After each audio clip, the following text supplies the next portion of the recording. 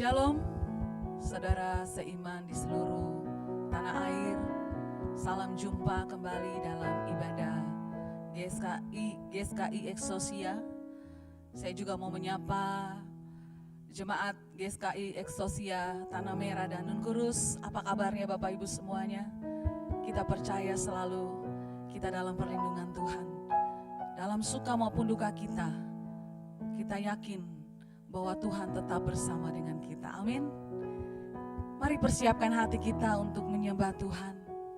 Kita naikkan pujian ini, Kau yang terindah dalam hidup ini. Engkau yang termanis dalam hidup ini Tuhan. Tiada Allah seperti Engkau.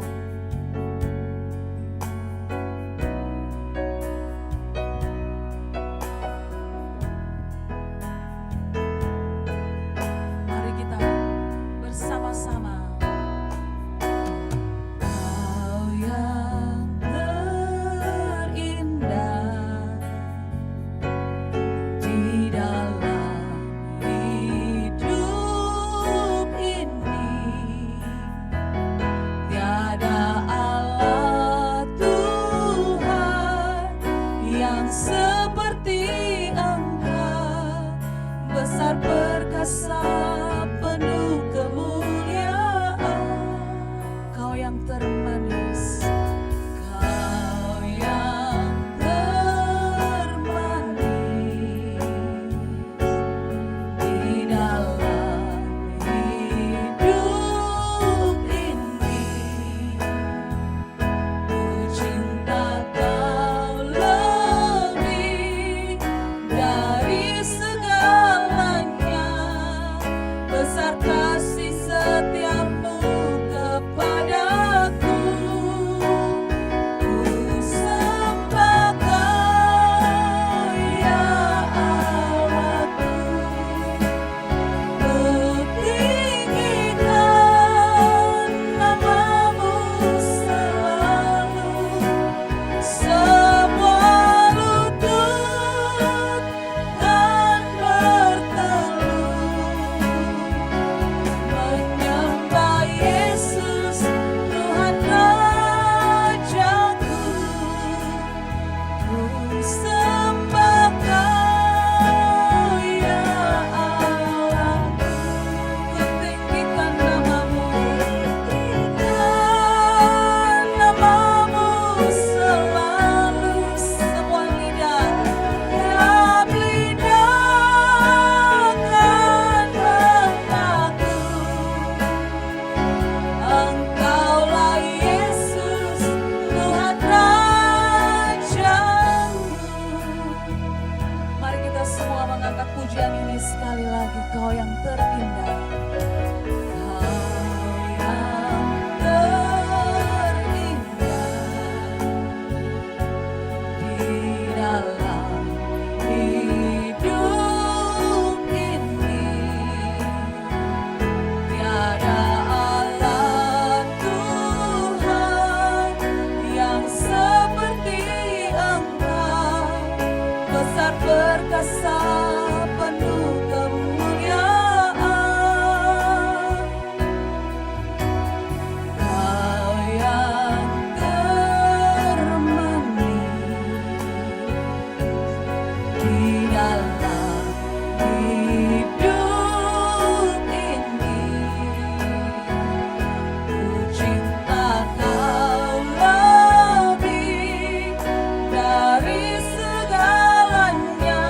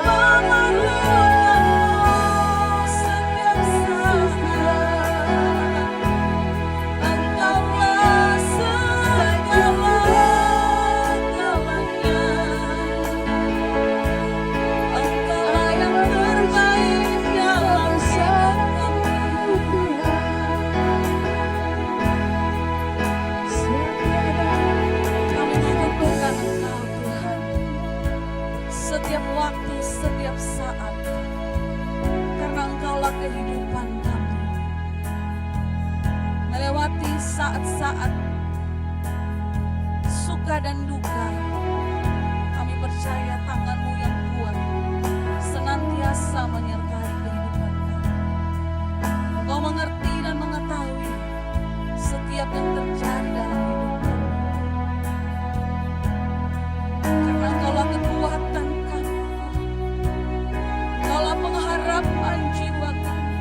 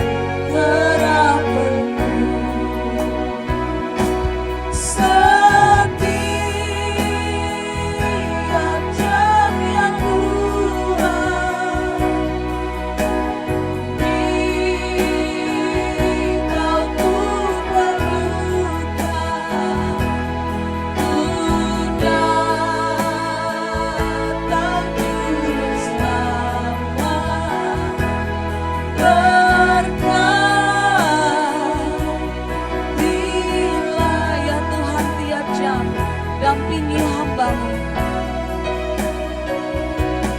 Ya Tuhan, tiap jam dampingi hamba-Mu. Jikalau Kau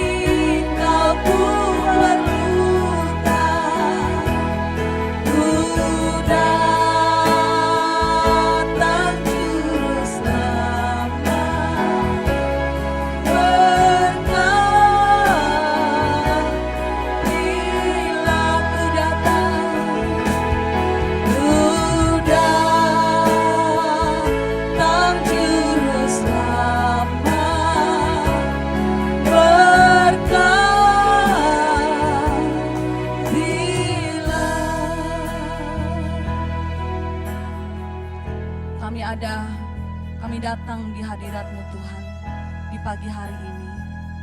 Kami datang kepada Juru Selamat kami. Kami datang kepada Tuhan Allah kami yang menciptakan kami, yang memegang hidup kami. Kami datang mengucap syukur di hadapan Tuhan. Apapun yang terjadi dalam hidup kami tetap percaya kepadamu Tuhan. Kami mau tetap setia kepadamu Tuhan. Karena kami mau memegang janji setia kami untuk mengiri Engkau sampai Engkau datang kembali. Kami mau bertahan, kami mau berjuang, mempertahankan iman kami. Walau angin badai berdatang dan pergi dalam hidup kami, tapi kami mau tetap teguh di hadapan Tuhan. Tolonglah kami ya Bapa. Kami percaya Roh Kudus-Mu senantiasa mendampingi hidup kami. Kami mengucap syukur Tuhan. Berkatilah ibadah kami pada pagi hari ini. Jumpailah setiap pribadi yang ada dalam rumah tangga masing-masing, yang ada di dalam rumahnya. Kami percaya hadirat-Mu Tuhan melingkupi dan memenuhi kami semua. Dan biarlah Tuhan hari ini setiap kebenaran yang disampaikan boleh mengubah cara berpikir kami. Setiap kebenaran yang disampaikan boleh membawa kami semakin mengerti rencana dan kehendak Tuhan dalam hidup kami. Biar kebenaran yang disampaikan pada hari ini boleh memberikan kami pengharapan kepada Tuhan. Terima kasih Tuhan Yesus. Berkatilah sepanjang hari ini. Berkatilah ibadah kami pada pagi hari ini. Terima kasih ya Tuhan Yesus. Amin. Kita tidak perlu gentar Bapak Ibu, walau dunia ini seperti gelombang, bergelombang sangat tinggi, tapi kita percaya bahwa tangan Tuhan menyertai kita. Tiap langkahku diatur oleh Tuhan. Dia menuntun hidup kita agar kita mencapai rumah Bapa yang kekal. Mari kita bertepuk tangan, Bapak Ibu sekalian. Bertepuk tangan bagi Tuhan.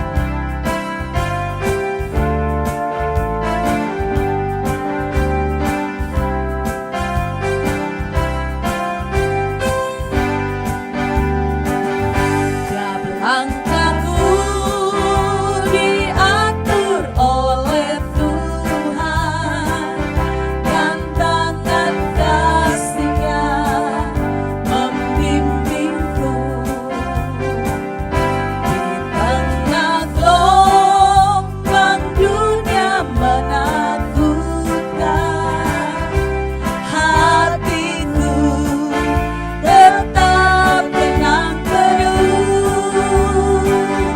Tiap langkahku ku tahu Tuhan yang bimbing, bertempat tinggiku di hantarnya, hingga sekali nanti aku tiba di rumah Bapa surga yang kekal. Di waktu imanku lemah dan jalanku hampir sesat, imanku lemah, dan kala jalanku hampir sesat, ku pandang juru selamatku yang esa. Aku kuat sebab Tuhan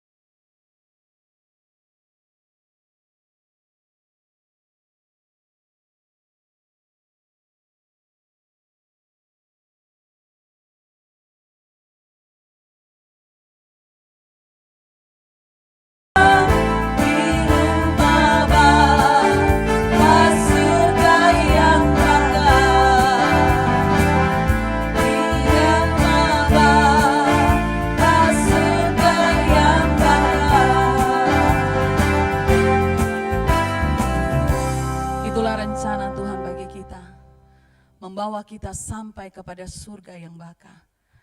Dan hidup kita ini, kita belajar untuk menyenangkan hati Tuhan.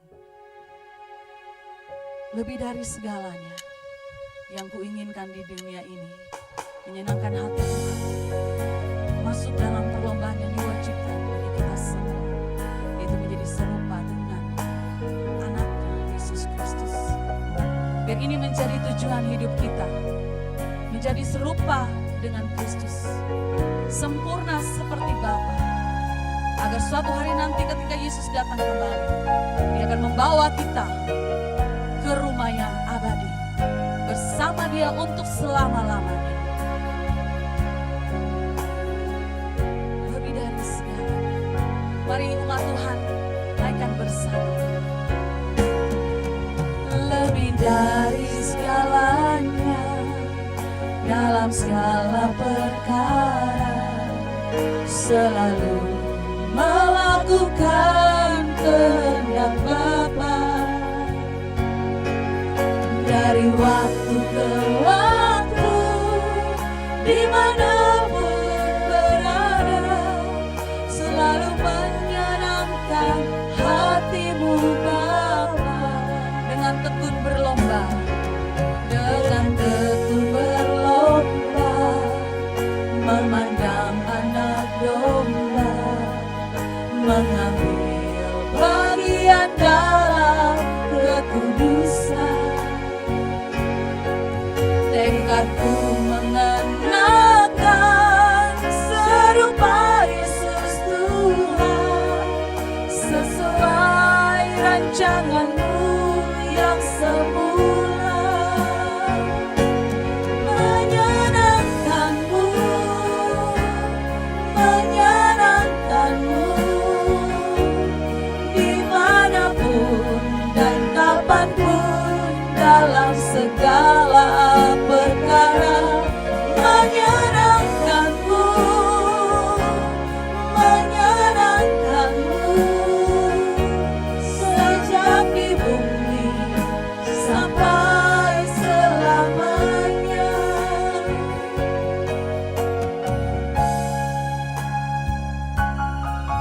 Lebih dari segalanya, dalam segala perkara, selalu melakukan kehendak Bapa.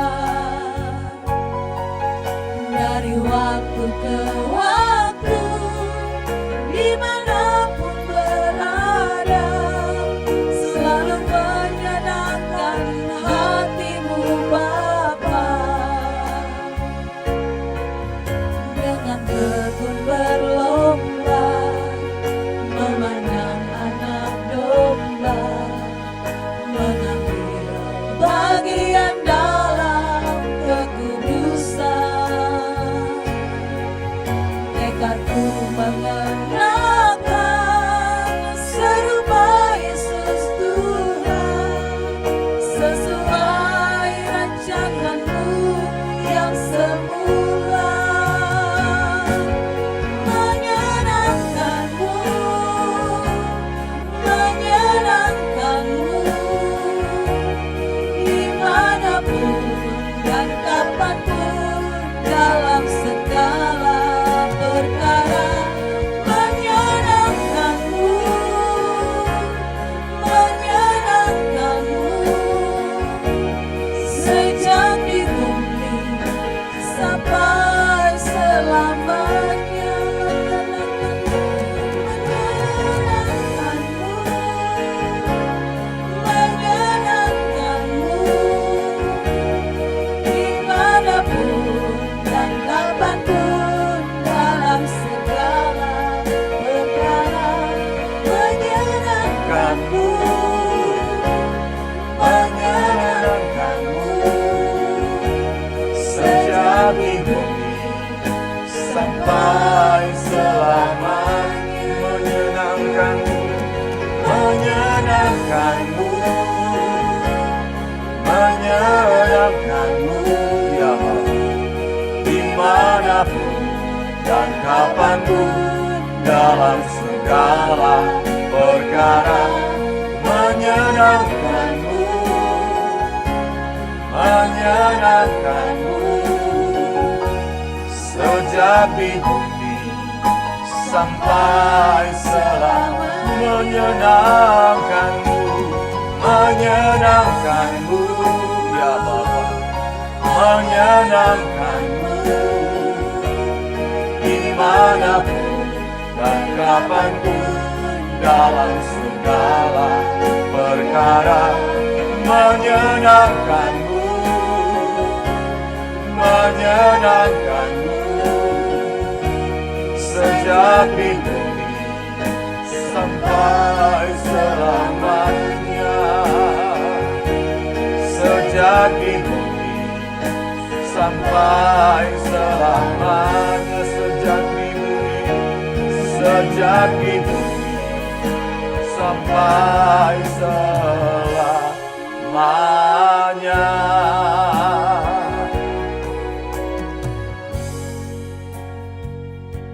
Ini rindu kami Bapa, kami rindu menyenangkan hati-Mu. Kami rindu melakukan apa yang Tuhan suka selama kami hidup di bumi ini. Namun seringkali kami gagal Bapa. Seringkali kami tidak bisa melakukan seperti yang Tuhan kehendaki. Seringkali kami meleset Tuhan dari apa yang Tuhan mau. Tapi kami mau berkomitmen, mau berjuang terus Tuhan. Kami mau berjuang terus untuk terus melakukan kehendak-Mu sampai Tuhan kehendaki kami hidup di bumi ini.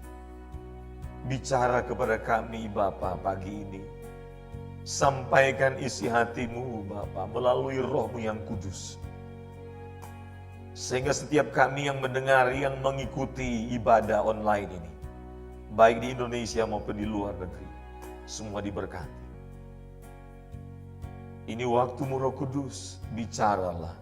Kami siap untuk mendengar. Demi nama Yesus kami sudah berdoa. Haleluya, bersama-sama katakan, amin. Silakan duduk Bapak Ibu yang ada di rumah, yang mengikuti bersama-sama dengan kami akan ibadah online. Terima kasih Anda terus bersama-sama dengan kami. Dan saya berdoa Tuhan melawat kita, Roh Kudus melawat kita dimanapun kita mengikuti ibadah ini.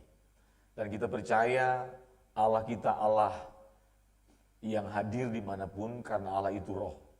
Dia memiliki kemampuan untuk hadir yang tidak dapat dibatasi dengan ruang dan waktu. Dan saya percaya bahwa setiap hari ketika setiap orang rindu berjumpa dengan Tuhan, maka Tuhan pasti akan berjumpa dengan setiap orang yang memiliki kerinduan berjumpa dengan Dia. Nah, hari ini saya akan bicara tentang pengharapan yang tak tergoncangkan. Sekali lagi, hari ini saya akan menyampaikan pengharapan yang tak tergoncangkan. Dan tentunya tema ini sangat relevan dengan keadaan dunia hari-hari ini. Ada begitu banyak orang yang mengalami kepanikan, ada begitu banyak orang yang mengalami kekhawatiran. Dan kita melihat seluruh dunia mengalami hal yang sama, yaitu mengalami pandemi global, yaitu virus corona. Dan ada kurang lebih sekitar 210 negara yang dilanda dengan virus ini. Dan orang Kristen pun menghadapi hal yang sama. Nah, hari-hari ini setiap kita menghadapi ujian. Dan tentunya ketika pengharapan seseorang tidak kuat, maka dia akan sulit untuk menghadapi dengan sikap dan cara pandang yang benar. Dia akan mengalami guncangan demi guncangan, dan kalau kekuatan pengharapannya dibangun di atas dasar kefanaan, maka dia tidak akan bisa bertahan menghadapi goncangan, termasuk menghadapi pandemi global. Karena setelah pandemi global ini, virus corona melanda dunia, maka diprediksi tahun depan seluruh dunia akan menghadapi bencana kelaparan. Dan seharusnya orang Kristen yang pengharapannya dibangun di atas dasar pengharapan yang kuat, yang tak dapat dilenyapkan oleh peristiwa, oleh goncangan dunia, maka seharusnya dia memiliki kekuatan untuk menghadapi setiap guncangan dan setiap perubahan apapun yang terjadi di dunia ini. Nah, mari kita belajar bersama-sama. Pada kesempatan ini kita mulai membaca dari Ibrani pasal 12. Ibrani pasal yang ke-12 ayat 26 sampai ayatnya yang ke-29. Ibrani 12 ayat 26 sampai 29. Saya akan bacakan bagi Bapak Ibu Saudara sekalian. Waktu itu suaranya menggoncangkan bumi. Tetapi sekarang ia memberikan janji. Satu kali lagi aku akan menggoncangkan bumi. Hanya bumi saja, melainkan langit juga. Bukan hanya bumi saja, melainkan langit juga. Ungkapan satu kali lagi menunjuk kepada perubahan pada apa yang dapat digoncangkan. Karena ia dijadikan supaya tinggal tetap apa yang tidak tergoncangkan. Jadi karena kita menerima kerajaan yang tidak tergoncangkan, marilah kita mengucap syukur dan beribadah kepada Allah menurut cara yang berkenan kepadanya dengan hormat dan takut. Bapak Ibu Saudara sekalian, setiap manusia memiliki pengharapan. Dan tentunya pengharapan yang berhubungan dengan masa depan. Banyak orang mendambakan punya rumah masa depan mungkin seperti yang ada dalam slide yang sudah ditayangkan. Setiap manusia berharap memiliki uang yang banyak. Jadi setiap manusia berharap memiliki uang yang banyak. Setiap orang berharap dapat memiliki rumah yang baik dan mewah. Saya pernah mengikuti menonton video, dan ternyata di Indonesia ini ada rumah yang seharga Bapak Ibu 1,2 triliun. Waduh, waktu saya nonton video itu, saya tercengang-cengang. Rumah besar sekali. Dan ada yang luar biasa. Ada rumah yang harganya kurang lebih sekitar, kalau tidak salah itu kurang lebih sekitar 600 miliar, bukan di Jakarta. Kalau tidak salah itu di Palu, Sulawesi Tengah. Tapi tidak ada tuan rumah yang tinggal Bapak Ibu. Tidak ada yang tinggal Bapak Ibu. Dan biaya perawatan Anda bayangkan pasti mahal sekali. Saya habis pikir, semua orang punya hak untuk membangun rumah. Tetapi kalau rumah itu dibangun dengan harga yang mahal, tidak ditinggal, logikanya kita perlu pertanyakan ya. Mungkin kelebihan banyak uang. Ada orang yang berharap dapat memiliki mobil yang bagus dan mewah. Sehingga ada satu rumah yang memiliki koleksi mobil, ada yang 30-an, ada yang 40-an, ada yang 50-an Bapak Ibu. Ya, ada pengacara di Indonesia ini yang mobilnya koleksi di basementnya itu ada 50-an mobil ya. Ada yang berharap dapat menikah dengan pria paling tampan. Yang jomblo-jomblo di rumah. Bagi perempuan, wanita yang masih jomblo pasti ingin mendapatkan pria yang sangat tampan. Ya seperti yang saya tayangkan ini. Ada juga yang berharap dapat menikah dengan wanita tercantik. Yaitu pasti pria dong. Pria mengharapkan menikah dengan wanita yang tercantik. Nah mungkin pria mengharapkan menikah dengan pria. Walaupun fenomena fakta itu ada ya. Ada yang berharap dapat memiliki tas dan barang mewah. Dan dunia hari ini dunia yang sangat menekankan kepada nilai suatu barang. Jadi kalau kita bergaul, kalau kita bersosialisasi dengan orang lain, kalau kita berkomunitas,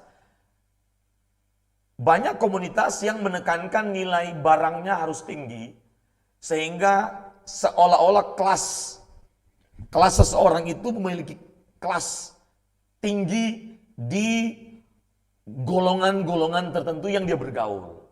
Seolah-olah kalau tidak ada barang branded, dia tidak bisa diterima di komunitas itu.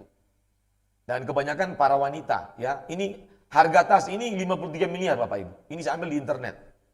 Mengerikan. Kalau 53 miliar kita sudah bisa bangun berapa sekolah ya? Mungkin sudah bisa bangun kurang lebih sekitar 53 sekolah PAUD. Lebih ya?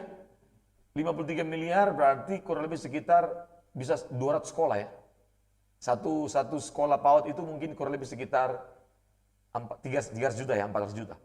Ya berarti kurang lebih sekitar 200 sekolah ya. 200 sekolah PAUD.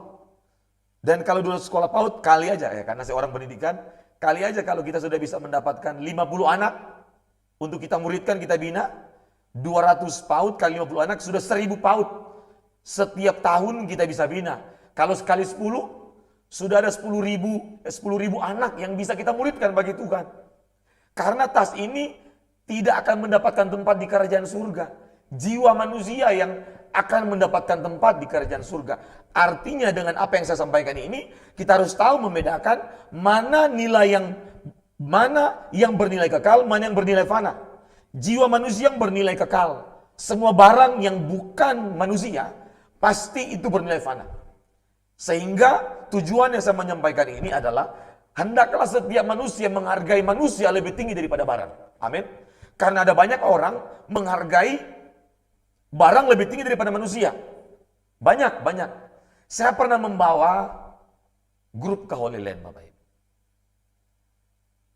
Dan grup ini lucu-lucu. Ya, banyak orang Batak, 80% orang Batak.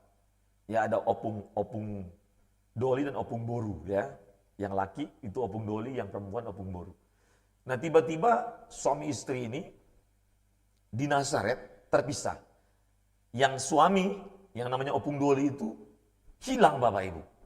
Jadi waktu kita keluar dari gereja di gereja Kana, cari-cari di gereja Kana ini, mana ini opung Doli ini? Namanya opung Doli, marga Simanjuntak, Bapak Ibu.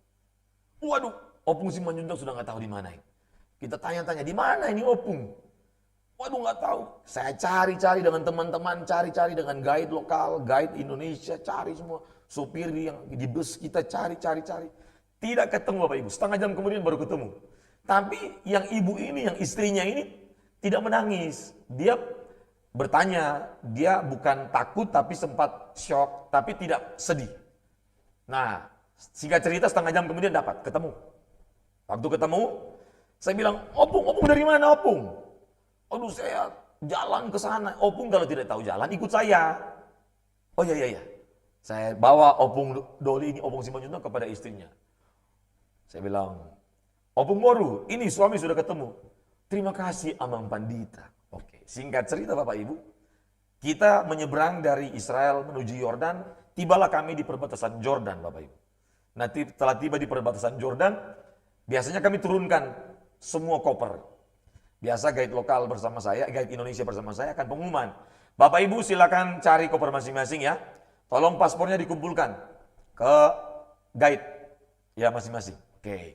Maka mereka kumpul paspornya dan masing-masing mencari kopernya. Waktu cari-cari, saya tanya, sudah ketemu semuanya? Sudah. Ada yang bilang, saya belum. Wah, ternyata yang belum adalah yang hilang ini, Bapak Ibu. Jadi opung Doli yang hilang. Opung Simanjuntak.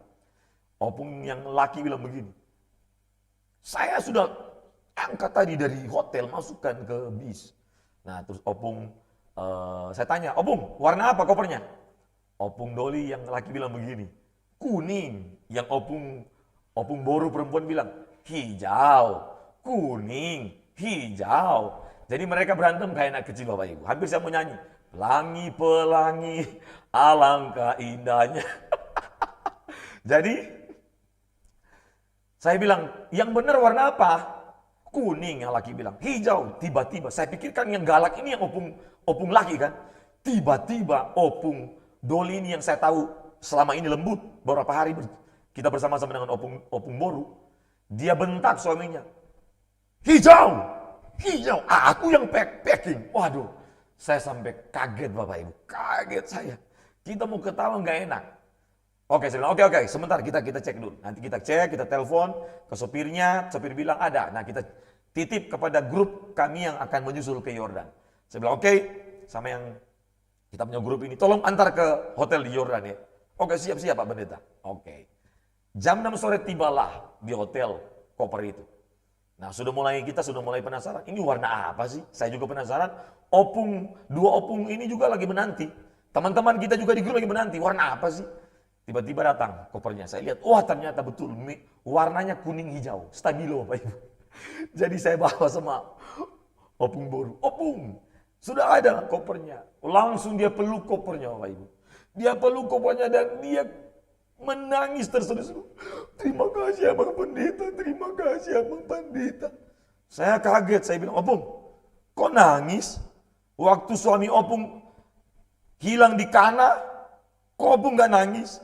Iya Abang Pendeta, kalau suami hilang kan bisa pulang sendiri. Tapi kalau koper hilang, tidak bisa pulang sendiri.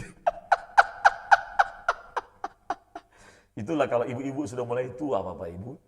Itu memang kadang-kadang tidak semua ibu-ibu. Kadang-kadang lebih menghargai barang-barangnya daripada suaminya. Tapi tidak semua ya. Yang ikuti ibadah ini tidak begitu saya tahu ya. Ya hanya orang-orang tertentu. Tapi biasanya di mana-mana ada ya ibu-ibu seperti itu.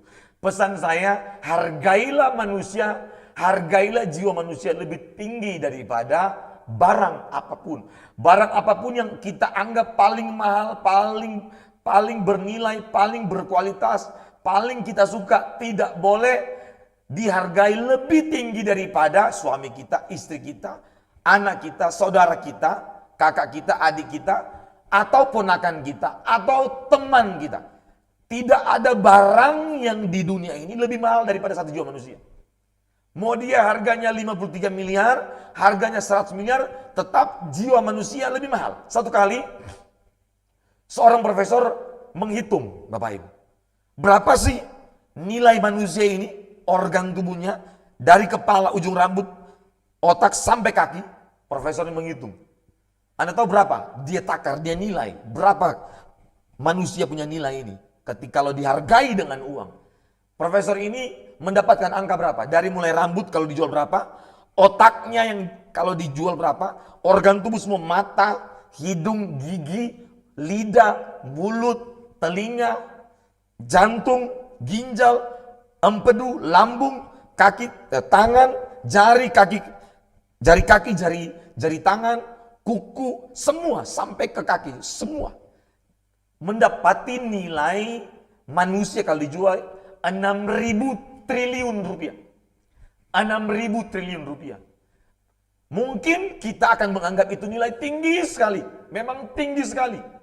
Tinggi sekali kalau 6.000 triliun satu manusia. Dan luar biasa kalau kita membandingkan dengan nilai barang atau pesawat canggih dan termahal di dunia ini. Kita lebih mahal. Tetapi itu harga yang diberikan oleh profesor. Tetapi harga yang diberikan Kristus kepada kita bukan cuma 6.000 triliun, bukan 10.000 triliun, bukan 100.000 triliun, bukan 200.000 triliun, bukan 2 juta triliun, tetapi seharga darah dan nyawa Yesus. Kenapa? Dia rela mati menyerahkan nyawanya 2000 tahun yang lalu. Bahkan dia menyerahkan nyawanya dengan kondisi yang sangat terhina dan sangat kejam, Bapak Ibu. Itu bukti bahwa bagaimana Allah, bagaimana Yesus Kristus, Tuhan penebus kita, menebus kita dan memberikan harga atas setiap jiwa manusia, yaitu harganya dengan harga darah Yesus Kristus Tuhan. Dimanapun Anda mengikuti program ini, dimanapun Anda mengikuti ibadah ini, catat baik-baik, rekam baik-baik, tanamkan sampai ke dalam batin saudara. Bahwa apapun yang dikatakan orang kepada saudara, apapun, senilai apapun itu mungkin rendah sekali. Anda mungkin dianggap tidak ada harganya sama sekali. Anda dianggap bodoh, Anda dianggap merugikan orang. Tapi satu, Anda tetap sangat berharga, bernilai bagi Tuhan. Karena terbukti, oleh karena saya dan Anda berharga, satu jiwa manusia berharga, Yesus rela turun, meninggalkan taktanya. Dia mengosongkan dirinya. Dia turun, rela menderita. Hidup 33,5 tahun sebagai manusia. Dan menyelesaikan misi Bapa. Dan menebus dosa saya dan saudara. Dan rela digantung di Golgota. Tercurah semua darahnya, terpecah-pecah tubuh dagingnya. Dan semua itu karena ingin memberikan penghargaan kepada saya dan saudara, menebus saya dan saudara, dikembalikan kepada apa? Segambar dan serupa dengan Tuhan, agar kita memiliki nilai kekal, hubungan kekal, hidup kekal bersama-sama dengan Kristus Tuhan di surga yang kekal, yang menjadi harapan kita selama ini. Itulah nilai kita. Jadi kalau ada orang yang mulai menghargai barang lebih tinggi daripada manusia, keliru itu. Maka kita harus secepat-cepat bertobat. Karena manusia kalau tidak sadar secara tidak sadar sesegera mungkin mengubah dari menghargai barang lebih tinggi daripada manusia, itu akan kesulitan untuk mengalami perubahan. Kenapa? Karena material apa yang kita pegang, apa yang kita miliki, itu sangat mengikat Bapak Ibu. Sangat mengikat. Makanya Tuhan bilang orang kaya susah masuk kerjaan surga. Bukan masalah orang kayanya, bukan statusnya yang salah, bukan kekayaannya yang salah, bukan uangnya yang salah. Tetapi orang kaya yang terikat dengan kekayaannya. Orang kaya yang menghargai kekayaan lebih tinggi daripada apapun. Orang kaya yang lebih mementingkan, mengutamakan kekayaan dibandingkan kepentingan Tuhan dan kerajaannya. Itu maksudnya sebenarnya. Jadi bukan status kayanya, bukan status uangnya. Bukan uang yang salah. Uang nggak salah, kita butuh uang dimanapun. Kita butuh uang banyak untuk memberkati, melebarkan pekerjaan Tuhan, untuk melakukan misi-misi pekerjaan Tuhan di akhir zaman ini. Tetapi harus kita sadari bahwa jiwa manusia lebih tinggi daripada barang. Dan ingat, Kristus Tuhan lebih tinggi daripada apapun. Makanya Paulus berkata, bagiku hidup adalah Kristus dan mati adalah keuntungan. Paulus menghargai hidupnya setinggi mungkin, selayaknya, sepantasnya. Kristus menghargai hidupnya. Maka Paulus tahu kepada siapa dia harus mengabdi. Karena kehidupan itu berasal dari Kristus. Karena penebusan berasal dari Kristus. Karena keselamatan berasal dari Kristus. Maka Paulus tahu apa yang harus dilakukan. Kepada siapa dia harus mengabdi. Kepada siapa dia harus percaya. Kepada siapa dia harus berpengharapan. Yaitu kepada Kristus. Maka kalau orang berpengharapan kepada Kristus, satu, hidupnya dipersembahkan semuanya bagi Tuhan. Kita lanjut ya. Ada yang berharap dapat memiliki berlian mahal. Waduh, ada harga berlian kan itu sampai berapa ratus miliar Bapak Ibu. Ya, saya satu gram pun belum pernah punya saya. Tidak apa-apa.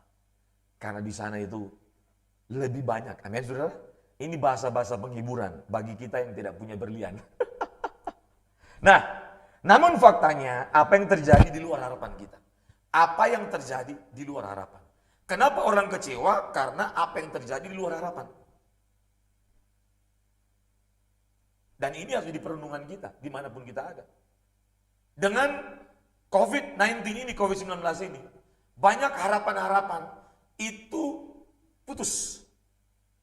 Ada orang mungkin sudah merencanakan perjalanan keliling dunia, nggak jadi. Ada orang sudah mengharapkan, kalau jadwal khotbah saya itu tahun ini penuh, maka saya bisa menambah mobil baru misalnya. Ada mungkin pendeta sudah mengharapkan, kalau khotbah saya ini tidak di-cancel, dari pendapatan penghasilan kita berkhotbah, saya mungkin bisa cicil rumah. Mungkin ada harapan seperti itu. Tapi kaget ketika pandemi ini terjadi. Virus corona melanda sebelumnya. Seolah-olah bumi berhenti dari aktivitas. Semua shock. Termasuk saya juga. Shock juga saya. Bukan saya nggak shock, shock saya. Sempat cemas saya. Semua itu stop. Bayangkan Bapak Ibu. Ada mungkin yang sudah merencanakan menikah bulan Mei, bulan April, akhirnya ditunda. Mana mau orang menikah cuma hadir 20 orang Bapak Ibu, semua pakai masker. Pada waktu 20 tahun kemudian, anak cucu lihat, ini kenapa orang menikah semua pakai masker? Kenapa duduk jarak-jarak begitu mama? Ada baku-baku marah kah? Ada berantem kah? Karena kalau kita misalnya menikah, ikuti pernikahan sekarang dengan protokol kesehatan yang diatur oleh pemerintah, jaraknya harus 1,5-2 meter, 20 orang, keluarga lagi, keluarga perempuan. 20 tahun kemudian misalnya nih, kalau dunia ini masih Tuhan izinkan, kita jalani, Tuhan belum datang, anak cucu kita lihat, atau anak-anak kita lihat. Loh, papa mama, kenapa menikah ini cuma 20 orang? Kata orang Kupang, pung sedikit lah ya. Sedikit sekali. Terus kenapa duduknya jarak-jarak 1,5-2 meter? Ini papa dan mama punya keluarga, ada marah-marah kah? Karena mereka tidak tahu apa yang kejadian 20 tahun sebelumnya. Ya, kurang lebih seperti itu. Mungkin ada yang mengharapkan, waduh, sebelum ada virus corona melanda dunia, ada yang mungkin sudah mengharapkan akan menikah di bulan Juli atau Agustus. Mungkin ada juga yang mengharapkan, waduh kayaknya saya bisa pulang ke Manado, pulang ke kampung masing-masing misalnya, pulang ke Jakarta di bulan April, di bulan Mei. Wah ternyata batal. Kenapa? Karena penerbangan domestik dan internasional Indonesia sudah dinyatakan tutup oleh Kementerian Perhubungan sampai tanggal 31 Mei. Ya, mungkin Juni baru buka. Maka Anda bayangkan kalau ada yang sudah beli tiket dari luar negeri datang ke Indonesia, itu masuk di bulan Mei, April Mei, itu pasti nggak bisa lagi, hangus. Atau mungkin bisa di-refund. Ya. Artinya banyak pengharapan yang telah direncanakan sebelumnya dengan kejadian virus corona ini itu tergoncang setiap orang. Tergoncang Bapak Ibu. Karena goncangan-goncangan ini akan menguji pengharapan kita. Jadi virus corona ini memang Tuhan izinkan terjadi dan bukan cuma di satu wilayah, satu negara, satu benua, tapi seluruh negara, seluruh benua. Tidak ada negara yang luput dari virus corona ini. Semua kena dan tidak ada negara yang tidak mendapatkan dampak. Tidak ada pengusaha kaya yang tidak mendapatkan dampak. Tidak ada orang yang tidak mendapatkan dampak. Tidak ada gereja yang tidak mendapatkan dampak. Tidak ada agama yang tidak mendapatkan dampak. Tidak ada suku yang tidak mendapatkan dampak. Semua orang, semua suku, semua agama, semua negara, semua benua mendapatkan dampak yang sama akibat virus corona ini. Berarti ini kejadian global. Dan berarti yang saya mau sampaikan adalah ujian pengharapan secara global sedang terjadi di seluruh dunia. Termasuk ujian bagi pengharapan saya, termasuk ujian bagi pengharapan saudara. Dan Alkitab sudah mencatat dalam Ibrani tadi 12 ayat 26 sampai 29. Aku akan menggoncangkan bumi satu kali lagi, agar yang tinggal tetap, yang tak tergoncangkan. Pertanyaannya, apa dan kepada siapa kita membangun pengharapan kita? Sehingga ketika yang terjadi di luar keinginan dan harapan kita, kita masih punya kekuatan untuk bertahan, survive. Faktanya banyak orang mengalami hal-hal yang di luar harapannya. Termasuk putus cinta, sudah rencana mau menikah, tiba-tiba yang pria tinggalkan dia kan, tiba-tiba perempuan tinggalin dia. Banyak kejadian Bapak Ibu. Apa yang terjadi tidak seperti yang diharapkan. Hari ini kalau tidak salah sudah kurang lebih sekitar 2,8 juta yang dirumahkan atau di PHK ya, menurut Menteri Keuangan. Ya, sudah kurang lebih 2,8 juta ya. Itu data yang 2 hari lalu. Di Amerika, pengangguran sekarang Amerika itu menurut video yang saya dapat kurang lebih sekitar 26 juta Bapak Ibu, yang nganggur. Jadi bukan cuma di Indonesia, kena seluruh dunia. Negara sekuat Amerika aja nggak kuat Bapak Ibu. Apalagi Indonesia yang lebih lemah ekonomi, teknologi, dan semua fasilitas rumah sakit dan kesehatan lebih lemah, lebih rendah, lebih minim daripada Amerika. Apalagi NTT, lebih rendah lagi, lebih minim lagi fasilitas kesehatan dibanding dengan Jakarta. Tapi puji Tuhan, satu pasien COVID kita NTT yang dinyatakan positif, itu sudah sembuh. Dan ternyata kita bisa mendapatkan kabar yang baik. Tapi ingat, kesembuhan satu pasien COVID jangan membuat kita itu makin tidak disiplin. Karena kemarin saya turun, saya lihat ternyata ada polisi yang membubarkan kerumunan-kerumunan. Kenapa? Pas dengar sudah sembuh, 0. Jadi NTT sekarang zona hijau, Bapak. Puji Tuhan, luar biasa. Jadi zona hijau. Tetapi bukan berarti kita boleh hidup normal, karena sekarang masih social distancing. Harus mengikuti aturan, himbauan pemerintah dimanapun kita ada. Karena iman pasti punya buah. Iman itu pasti ada ketaatan, ada tanggung jawab. Iman itu tidak nekat, iman itu tidak melawan pemerintah. Iman itu tidak melawan pemimpin. Tidak ada orang bilang beriman, tapi kebanyakan yang nongol di media sosial, yang nongol di media elektronik, media massa, itu kebanyakan foto-foto, potret-potret generasi yang suka melawan pemerintah, suka mendemo pemerintah, suka menjatuhkan pemerintah. Saya mau sampaikan, dimanapun kita berada, kita harus membuktikan bahwa iman kita, iman Kristen yang kita imani, yang percaya kepada Kristus, harus disertai dengan ketaatan dan kesetiaan. Ketaatan, kesetiaan pasti akan melahirkan tanggung jawab. Kita harus menjadi warga negara yang paling bertanggung jawab. Menjadi contoh warga negara yang paling taat, yang mendukung pemerintah, yang ikut serta berkontribusi untuk melawan COVID-19, yang ikut serta berkontribusi untuk melawan berbagai macam gerakan-gerakan yang menjatuhkan pemerintah. Bukan dengan cara yang kasar, bukan dengan cara yang tidak benar, tetapi dengan memenuhi media sosial dengan berita-berita informasi yang positif, yang benar, yang dapat mengajak setiap orang untuk bertindak benar, bertindak positif, berbuat baik, menolong orang. Ini yang harus dipenuhi di media sosial. Jangan media sosial dipenuhi dengan berita, informasi, narasi, potret-potret yang memprovokasi masyarakat, memprovokasi generasi untuk benci pemerintah, benci pendeta, benci gereja, dan benci semua pemimpin agama. Satu kali, semua perbuatan kita akan dibawa ke pengadilan terakhir. Dan setiap orang akan mempertanggungjawabkan setiap perbuatannya, baik perkataan maupun perbuatannya. Dan apa yang menjadi keinginan-keinginan jahat, semua rencana jahat yang tidak terrefleksi dalam bentuk fisik, semua akan diadili oleh Tuhan pada waktunya. Maka hati-hati dengan perkataan kita di media sosial, hati-hati dengan semua tindakan-tindakan kita.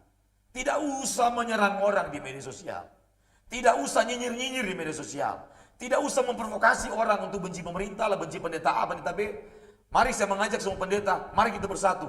Berdoa, minimal berdoa. Kalau tidak bisa memberi, tidak bisa berkontribusi, berdoalah untuk semua pemimpin yang ada di Indonesia, dari presiden sampai kepada kepala desa, untuk bersatu, diberikan hikmat, diberikan kebijaksanaan, untuk bisa melakukan kebijakan-kebijakan, solusi, tindakan yang dapat membawa bangsa ini bisa berhasil melewati badai ini. Kita doakan seperti itu. Kalau kita mampu, silakan ulurkan tangan kita, karena banyak orang, banyak keluarga yang terdampak dari COVID ini. Apalagi keluarga pekerja-pekerja harian, tukang ojek, dan macam-macam. Hari Selasa saya dengan teman-teman Satgas Genius GSKI Berbagi Kasih, kita akan melakukan pembagian sembako untuk tukang ojek yang ada di Kota Kupang, walaupun cuma 100-an paket. Ya itu yang Genius GSKI Berbagi Kasih bisa lakukan. Dan itu pun bantuan-bantuan dari berbagai macam orang. Ada bantuan dari Australia, dari Pastor Andi dan teman-teman dari Wolai Creek Peduli Indonesia. Ada bantuan dari Ibu Yaya, itu masker 600. Ada bantuan dari Ibu Helen dan Pak Martin yang dari Jakarta, membantu 400 paket sembako untuk orang-orang yang terkena dampak. Dan ini yang begini-begini yang benar. Yang begini-begini yang Tuhan suka. Bukan saling menyerang, karismatik dan protestan, katolik. Tidak usah. Kita tidak boleh melihat sekat-sekat organisasi. Kita tidak boleh bertindak atas dasar sekat-sekat organisasi. Kita harus melebur menjadi satu, melebur. Teologi yang memisahkan, tapi kasih mempersatukan. Sekali lagi, kata Bapak Pendeta Yesus Sabdono, teologi itu memisahkan. Doktrin masing-masing organisasi ada, punya, dan itu memisahkan kalau dibenturkan. Tapi carilah persamaan. Satu, hukum Allah, yaitu mengasihi Tuhan, mengasihi sesama. Teman-teman kita yang non-Kristen juga punya hukum yang sama. Hablum minallah, hablum minanas. Mengasihi Tuhan, mengasihi sesama. Perlihatkan Tuhan yang penuh kasih dimanapun kita ada, lewat perbuatan kita. Kalau kita tidak bisa menolong orang, kita doakan. Jangan ujaran kebencian kita taruh di media sosial. Nah, nanti yang bangkit bukan pengharapan yang positif, yang benar di media sosial, tetapi apa? Kecemasan, kekhawatiran, keraguan, kebimbangan, dan sikap mencurigai orang. Orang berbuat baik di media sosial dicurigai. Bayangkan. Tapi orang yang tidak berbuat baik, yang tidak membantu orang, tidak dicurigai. Ini kan sudah aneh generasi ini. Ya, jadi saya mengajak dimanapun kita ada, mari kita fokus untuk melakukan yang benar sebelum Tuhan panggil kita. Kita semua pasti mati, Bapak Ibu. Tidak ada manusia yang bisa menguasai kehidupannya. Hidup dan mati manusia itu di tangan Tuhan. Tuhan yang berdaulat mengatur kehidupan kematian kita. Tuhan tahu kapan kita berakhir. Tuhan tahu kapan masa kita bisa hidup, sampai kapan Tuhan tahu. Tidak usah pikir-pikir kapan saya mati. Tapi persiapkan diri. Bangun pengharapan di atas dasar yang benar. Agar ketika goncangan datang seperti hari ini, kondisi dunia seperti hari ini, goncangan boleh datang, tapi kita tetap kuat. Karena kita membangun pengharapan kita di atas batu karang yang teguh. Kristus Yesus Tuhan kita. Kristus tidak pernah mengecewakan selama saya menjadi orang Kristen dan hamba Tuhan. Oh, apakah saya tidak punya persoalan? Banyak banget. Banyak banget persoalan saya. Banyak. Tapi persoalan yang Tuhan izinkan kita hadapi bukan bencana, bukan murka, bukan untuk meruntuhkan pengharapan saya, bukan untuk meruntuhkan iman saya kepada Tuhan, bukan untuk meruntuhkan kepercayaan saya kepada Tuhan. Tapi saya melihat dengan kacamata yang benar bahwa ternyata penderitaan, pergumulan, persoalan, kesulitan, kesukaran yang saya dan istri hadapi dan teman-teman yang di komunitas GNU kami hadapi, yang kurang lebih 5 tahunan itu badai tsunami melanda kami. Ternyata itu untuk membentuk karakter saya dan istri saya. Khususnya saya. Kesombongan saya dihancurkan oleh Tuhan. Keangkuhan saya dihancurkan oleh Tuhan. Arogansi saya dihancurkan oleh Tuhan. Semua itu untuk saya dan istri. Tuhan bentuk. Dengan persoalan Tuhan bentuk. Jadi setiap peristiwa pun yang Tuhan izinkan kita alami, baik itu lokal maupun global, kacamata kita harus benar memandangnya. Maka harus melihat apa yang Tuhan bicara kepada saya. Apa yang Tuhan ingin saya koreksi. Apa yang Tuhan ingin saya perbarui. Karena bukan persoalan yang lebih penting daripada kita. Kita lebih penting dari persoalan. Kita lebih penting dari masalah yang kita hadapi. Karena masalah yang kita hadapi untuk membentuk kita. Bukan membentuk orang lain. Jangan pernah memandang persoalan yang terjadi kepada kita dengan memandang bahwa ini persoalan ini gara-gara dia misalnya. Mau gara-gara dia tidak masalah. Tetapi harus bertanya apa yang Tuhan ingin saya rubah dalam hidup saya. Apa yang Tuhan ingin saya perbaiki. Karena tujuan pencapaian kita tertinggi sebagai orang Kristen adalah menjadi serupa dan segambar dengan Tuhan. Menjadi serupa dalam karakter dan sifat Kristus. Menjadi serupa dalam kasihnya, dalam kesabarannya, dalam pengorbanannya, dalam penderitaannya. Itu yang penting. Maka kita harus membangun pengharapan kita di atas dasar yang kuat. Supaya apa yang terjadi, kalau itu di luar harapan, kita masih teguh, masih kokoh, masih kuat menghadapinya.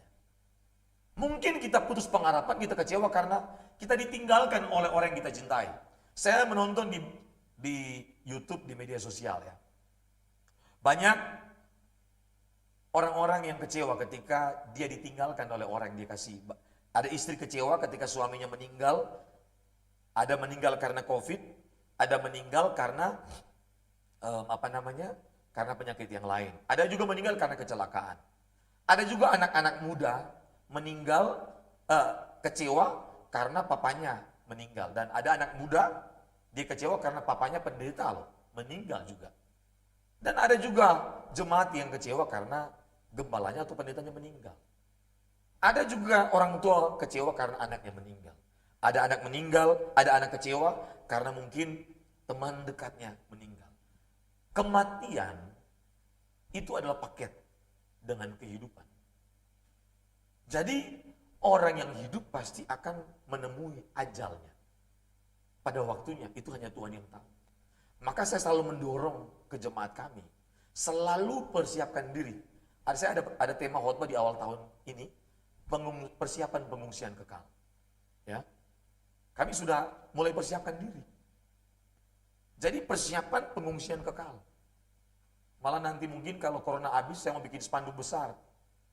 Tulis besar-besar spanduknya, persiapan pengungsian kekal.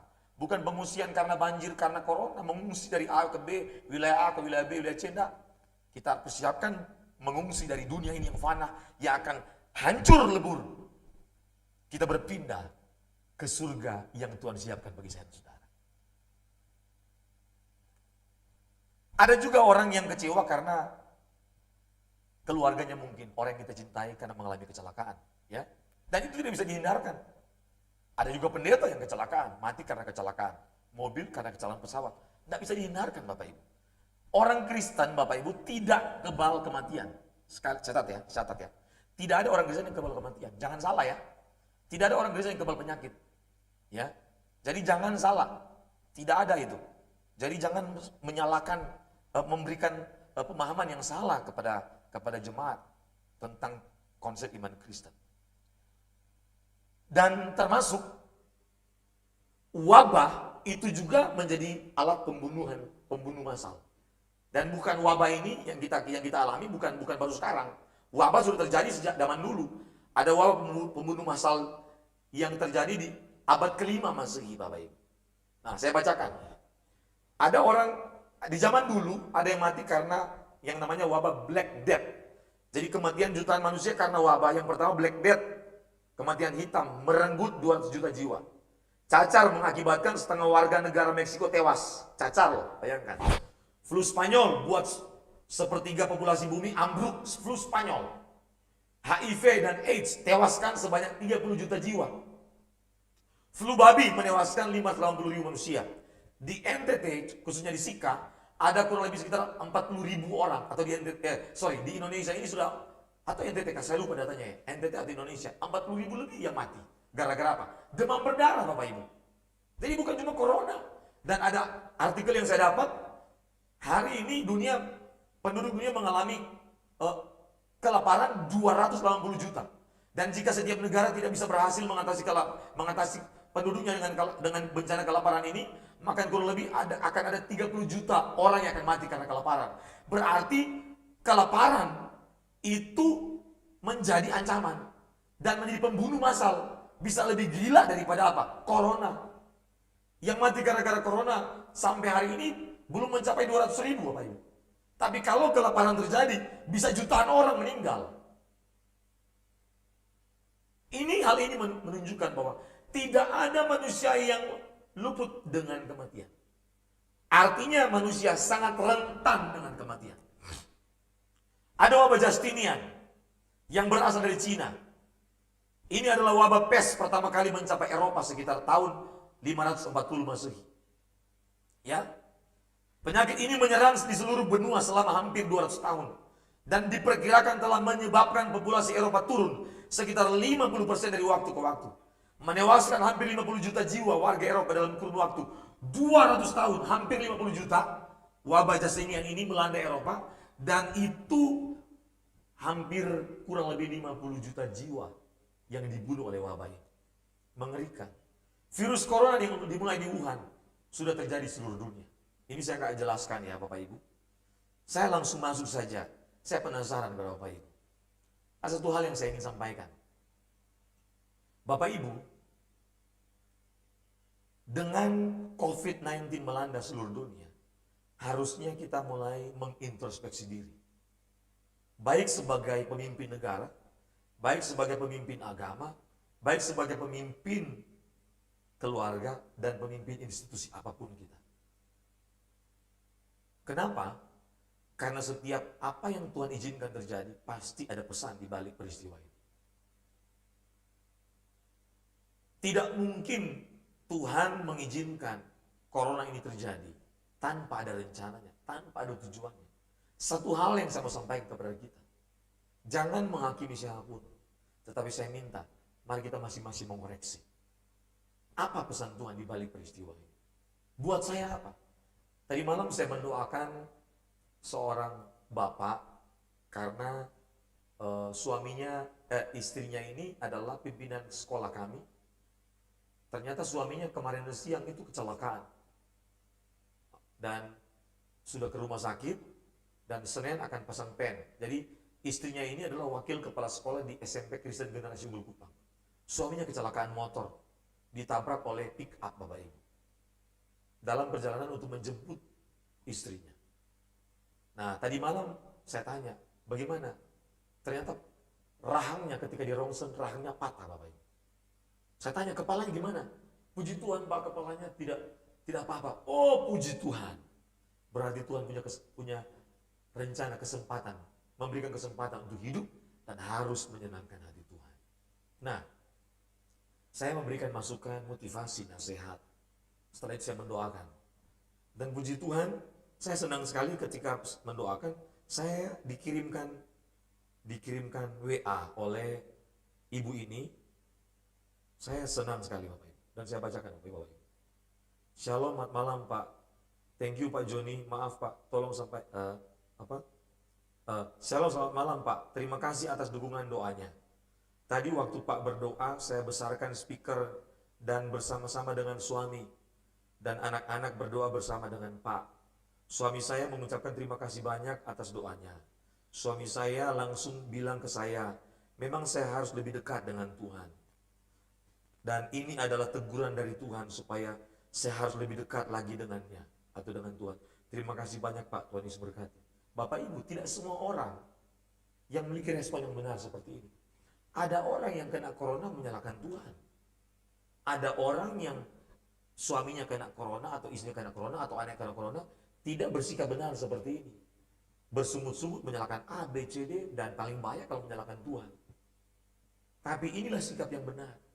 Kenapa? Orang yang membangun pengharapannya di atas dasar yang benar, dia akan memiliki kesimpulan apapun yang terjadi, peristiwa apapun yang terjadi dalam hidup saya dan keluarga saya, pasti seizin Tuhan, pasti ada rencana Tuhan, dan pasti tujuannya untuk memperbaiki hidup saya agar karakter saya makin hari makin dibentuk. Karena setiap kita punya kelemahan, punya kekurangan. Tidak ada orang yang sempurna selama dia hidup. Pasti ada kelemahan, pasti ada kekurangan. Kayak saya, sombong, arogan. Kalau saya ketemu orang yang bodoh terus sok-sok pintar kan saya marah. Nah ini kan kelemahan saya. Dan saya harus perbaiki terus. Saya emosional, saya harus perbaiki makin hari makin sabar. Berjuang terus. Jangan berjuang untuk mengusik orang lain. Jangan berjuang untuk menyerang kelemahan orang. Berjuanglah untuk memperbaiki hidup kita masing-masing. Karena saya dan saudara akan mempertanggungjawabkan pada waktunya. Kekristenan yang benar yang membangun pengharapan kepada Kristus adalah makin hari dia makin menaruh pengharapannya kepada Tuhan. Apapun yang terjadi dalam kontrol Tuhan. Dan tujuannya untuk saya. Kalau ada peristiwa yang menyakitkan, yang buruk, yang terjadi, saya harus mengoreksi diri. Saya harus mengintrospeksi diri. Saya harus mempersiapkan diri saya. Agar saya makin hari makin menyenangkan hati Tuhan. Tidak perlu terus berjuang untuk makin hari makin menyenangkan hati banyak orang. Makin hari makin dipuji orang. Makin hari makin dikagumi orang. Nggak usah. Kan dulu saya begitu. Mencari popularitas, mencari nama lah. Macam-macam lah kok motivasi segala macam.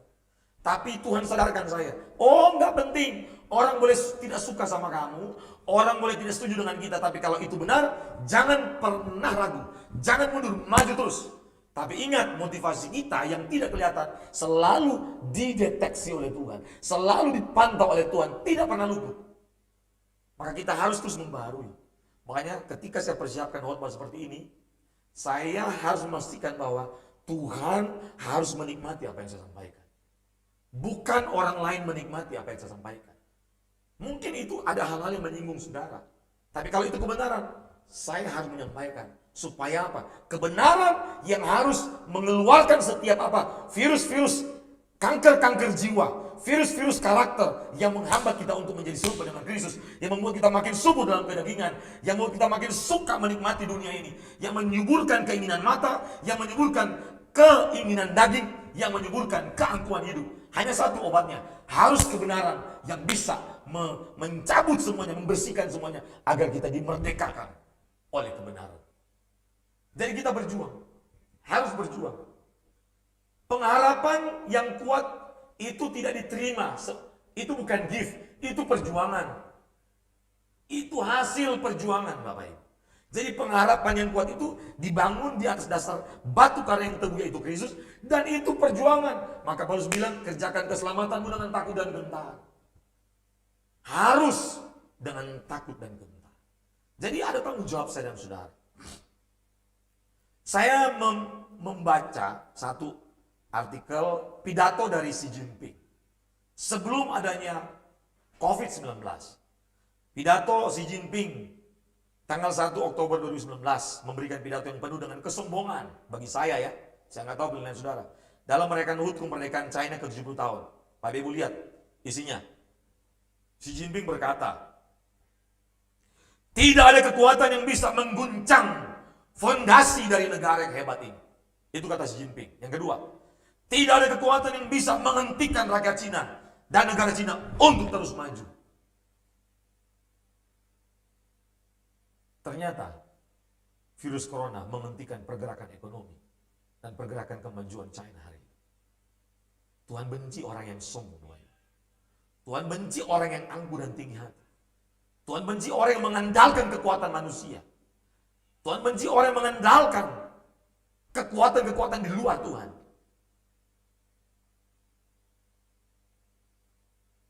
Dimanapun Anda berada, termasuk saya, mari kita bersama-sama mulai menaruh pengharapan kita hanya kepada Tuhan.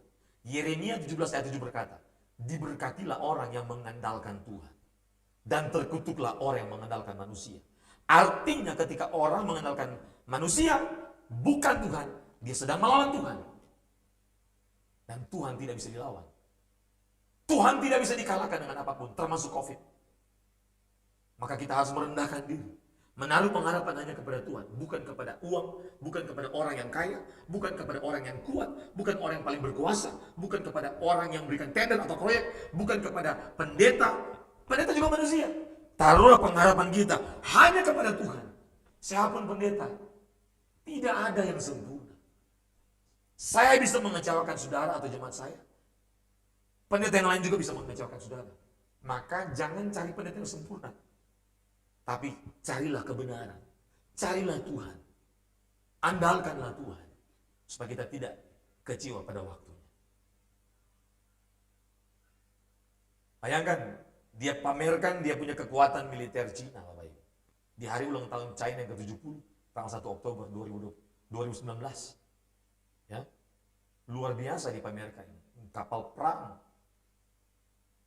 Nah, dampak virus corona bagi China dan dunia. Suplai spare part ke seluruh dunia terancam stop. Dan sekarang sudah stop. 213 pelayaran ditutup. Jutaan penumpang udara stop. Jutaan penumpang kereta stop. 1,2 juta mahasiswa di Wuhan tidak bisa kuliah.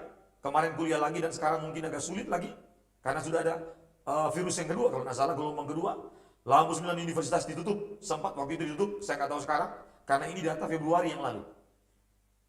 230 perusahaan terbesar di dunia terancam tidak beraktivitas, tidak bisa bekerja, ya. Jika virus corona berlanjut, jutaan nyawa melayang, Bapak Ibu. Bahaya kalau ini berlanjut terus sampai tahun depan, ya. Ratusan perusahaan ditutup. Prediksi kerugian akibat virus corona diprediksi kurang lebih pada waktu bulan Februari diprediksi lampaui 40 miliar US dollar. Itu yang lalu. Tapi harga minyak jatuh sekarang, Bapak Ibu. Bapak Ibu, harga minyak hari ini jatuh ke minus 37 dolar per barel. Per barel adalah 149 liter. Per barel 149 liter. Bukan 1 dolar lagi harga per barel. Jatuh ke minus 37 dolar sekian. Artinya minus 37 dolar sekian. Berarti bukan jual lagi. Karena sudah nggak laku. Sudah nggak ada aktivitas berbagai macam perusahaan ditutup. Artinya minus 37 dolar itu membuang pun minyak ini harus bayar.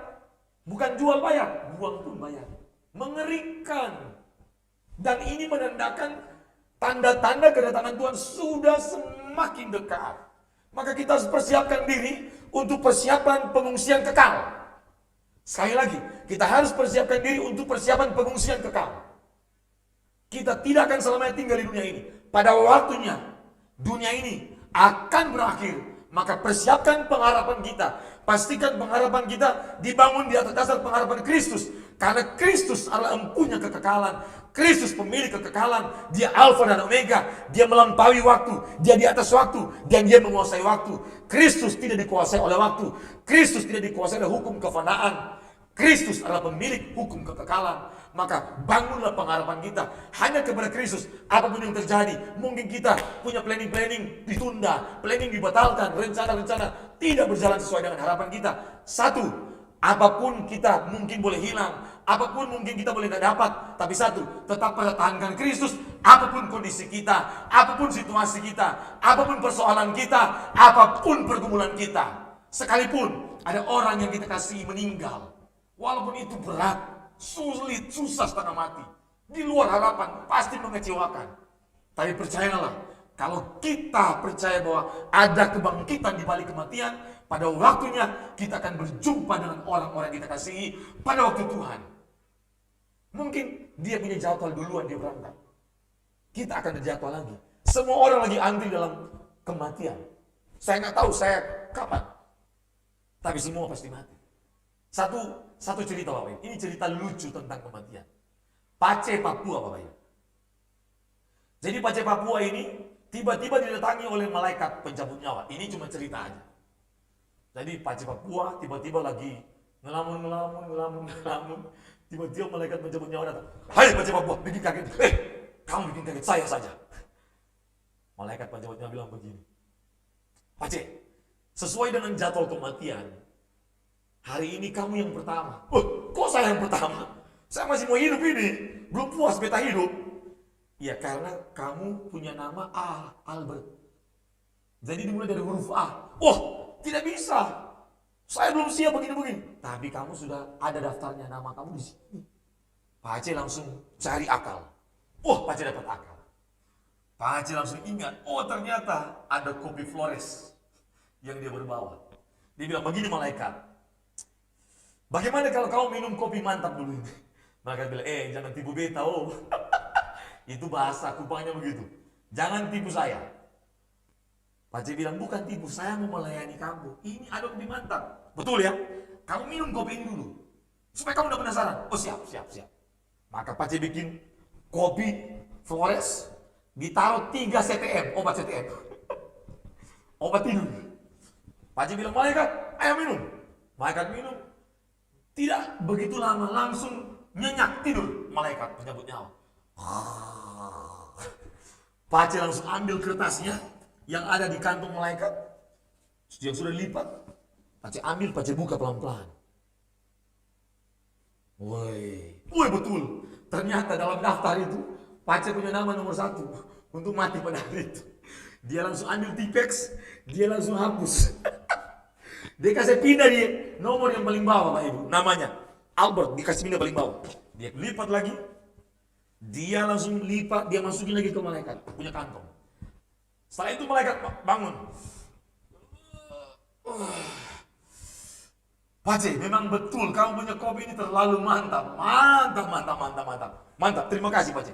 Sebagai ucapan terima kasih Pace, saya tidak akan mulai dari nama yang paling bawah. Dari nama yang paling atas.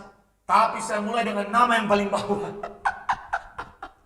Pace menyesal karena dia sudah kasih pindah namanya di paling bawah. Artinya ilustrasi cerita ini adalah tidak ada yang bisa pending dan batalkan jadwal kematian. Makanya kita sering suka nyanyi lagu itu. Lagunya Pak Eras itu. Saat ku pulang menghadap Bapa, hanya Engkau yang ku miliki. Kerinduan hatiku, kehausan jiwaku, dapat ku memandang wajah-Mu. Ada lagu yang satu lagi. Saya sering dengan istri cuci otak sama anak-anak. Satu hal yang aku harus paham. Satu hal yang aku harus pahami. Hari kematianku yang sudah pasti. Tak tahu kapan itu akan terjadi.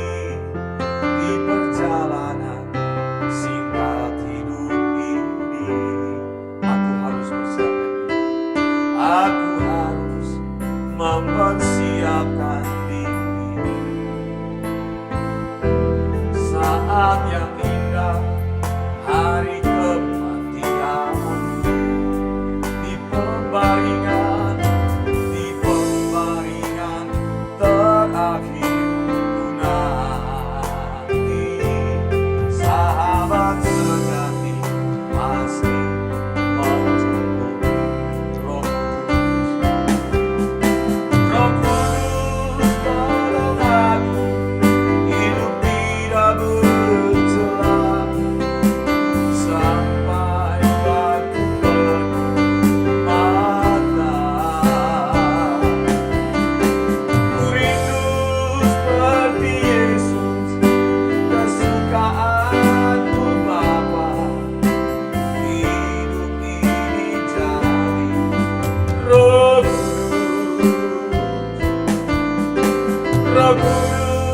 tolong aku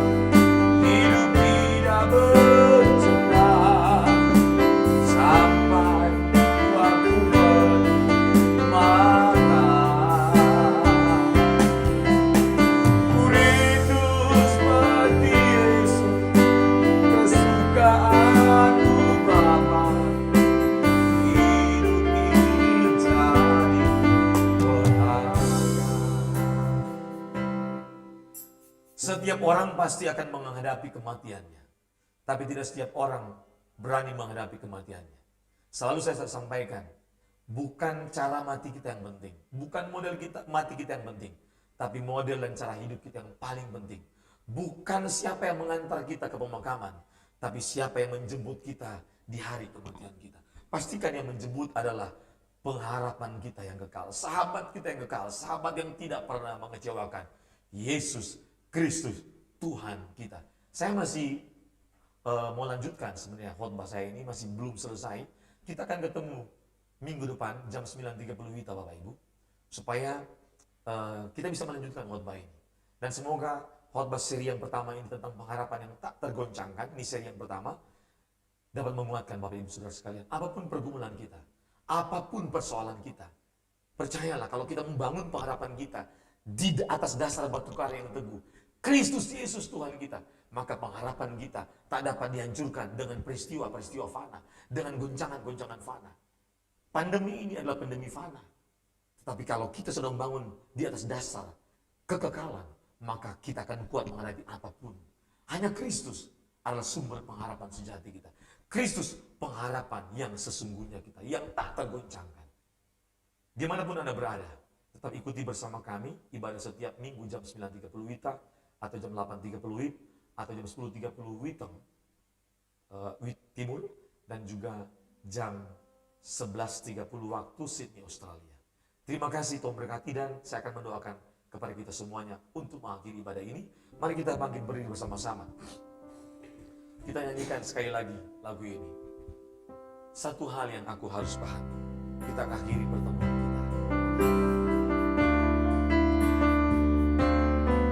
Satu hal yang aku harus pahami, ya Bapa, hari kematian yang sudah pasti. Tak tahu kapan itu akan terjadi. Di perjalanan singkat hidup ini, hidup kita singkat Bapak Ibu, aku harus mempersiapkan diri. Saat yang indah, hari kematian, di pembaringan terakhir nanti, sahabat sejati pasti menjemput Roh Kudus, tolong aku hidup tidak bercela sampai waktu menutup mata. Ku rindu seperti Yesus, kesukaanmu Bapa, hidup ini jadi berharga. Roh Kudus, tolong aku hidup tidak bercela sampai waktu menutup mata. Ku rindu seperti Yesus, kesukaanmu Bapa, hidup ini jadi berharga. Hidup ini jadi berharga. Mari angkat tanganmu dua-dua di hadapan Tuhan. Bapa, sebagai hamba Allah aku berdoa dari tempat ini. Aku yakin Allah kami, Tuhan kami omnipresent. Tuhan hadir di mana-mana. Allah hadir di mana-mana. Dimanapun setiap orang yang mengikuti ibadah ini, baik yang berdiri, yang duduk, yang mengikuti dengan sungguh-sungguh Tuhan. Aku minta Tuhan Yesus, Roh Kudus jamah dimanapun mereka berada. Aku berdoa, Tuhan memberkati mereka, lindungi mereka, bangkitkan pengharapan mereka kepada Kristus Yesus. Pengharapan kekal kami, pengharapan kami yang sejati. Dan aku berdoa Tuhan, Apapun pergumulan mereka, mampukan mereka menghadapi, menjalani dengan cara dan sikap yang benar seperti yang Tuhan kehendaki. Mampukan kami semua dapat melihat apa maksud Tuhan di balik pergumulan yang kami hadapi masing-masing. Sehingga pengharapan kami makin hari makin bangkit. Yang kami lihat di balik setiap peristiwa pergumulan kami adalah Kristus yang terus-menerus memelihara, menyertai, melindungi kami. Karena kami tahu Kristuslah jaminan hidup kami, karena Kristuslah pengharapan kami. Terima kasih Bapak, apapun kondisi keadaan kami terus berharap hanya kepada Tuhan kami. Terima kasih Bapak. Mari Bapak Ibu kekasih Tuhan, terimalah berkat Tuhan dimanapun kita ada. Berkat dan anugerah daripada Allah Bapa, cinta kasih daripada Tuhan Yesus Kristus, penyertaan, pendewasaan, penghiburan, hikmat dan kasih kuasa dari Allah Roh Kudus menyertai kita. Mulai siang hari ini sampai Maranatha, Tuhan Yesus datang kembali. Haleluya, bersama-sama katakan amin. Terima kasih, Tuhan berkati. Shalom. Bapak Ibu, saya akan memberikan pengumuman 2 menit saja. Jam 11 waktu Indonesia Tengah atau jam 10 waktu Indonesia Barat ada ibadah GSKI Live House. Jadi ibadah online Live House Jakarta. Dan jam 12 waktu Indonesia Tengah dan jam 11 waktu Indonesia Barat ada ibadah online lagi dari GSKI Pusat. Bapak Pendeta Dr. R. Sabdono akan melayani kita. Dan jam 6 sore ada ibadah lagi suara kebenaran jam 6 sore atau jam 6 sore waktu Indonesia Barat atau jam 7 waktu Indonesia Tengah, ya. Jadi Bapak Ibu ikuti terus. Kita makin banyak ibadah, makin banyak firman Tuhan yang kita dapatkan, iman kita makin kuat, tapi kita juga rajin mempraktekkan apa yang kita terima, bukan cuma dengar terus. Ya. Dan nantikan program-program kami tanggal 2 Mei, kami akan menyiarkan streaming untuk acara ibadah dan acara Excellent Parenting Community dalam rangka menyambut Hari Pendidikan Nasional. Jadi kita akan melakukan seminar parenting melalui streaming YouTube channel Exosia Community dan juga Generasi Unggul, ya. Generasi Unggul. Dan Bapak Ibu bisa menyaksikan terus acara-acara kami. Doa kami, Tuhan memberkati Bapak Ibu dimanapun Bapak Ibu berada. Tuhan Yesus melindungi, tetap jaga kesehatan, tetap jaga kebersihan, cuci tangan terus, kalau keluar rumah pakai masker, hindari kerumunan, dan terus menerus menjaga SOP. Kalau kita berkumpul, beberapa orang harus jaga jarak, dan harus terus mengedukasi keluarga, jemaat kita masing-masing untuk taati imbauan dan aturan pemerintah. Semua demi kebaikan kita, karena itu buah daripada iman kita kepada Tuhan. Sekali lagi terima kasih, Tuhan berkati. Shalom, selamat hari Minggu.